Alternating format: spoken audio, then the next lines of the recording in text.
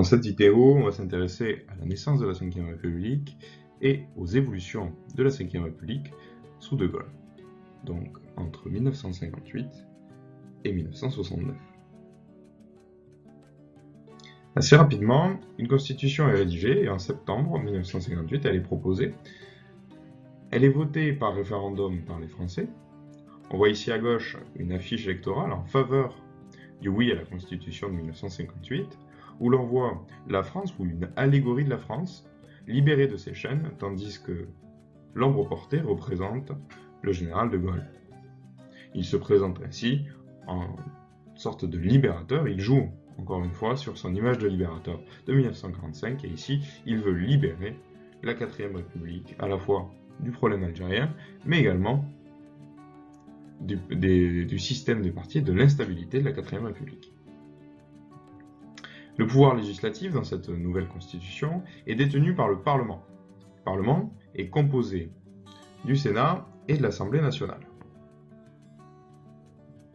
L'Assemblée nationale est élue par les citoyens, elle vote les lois,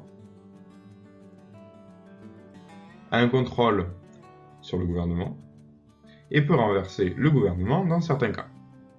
Même si, en fait, c'est extrêmement difficile, c'est une procédure qui est rare et qui, en fait, n'aboutira jamais.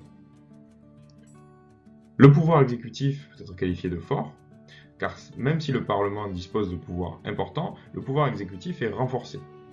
Donc le pouvoir exécutif, le pouvoir de faire appliquer les lois, est composé d'abord du gouvernement, dirigé par le Premier ministre, qui est souvent issu de la majorité à l'Assemblée. Le gouvernement conduit la politique de l'État et propose des lois. Le président de la République, élu au suffrage indirect pour 7 ans, est d'abord le chef des armées, peut décider d'organiser un référendum, peut dissoudre l'Assemblée, peut prendre des mesures exceptionnelles en cas de menace.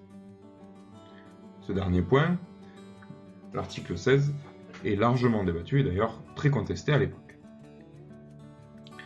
On voit bien que le président de la République a donc un pouvoir très important, un pouvoir qui, en 1962, est renforcé. Donc commencer un renforcement du pouvoir exécutif. En 1962, De Gaulle propose par référendum l'élection du président au suffrage universel direct.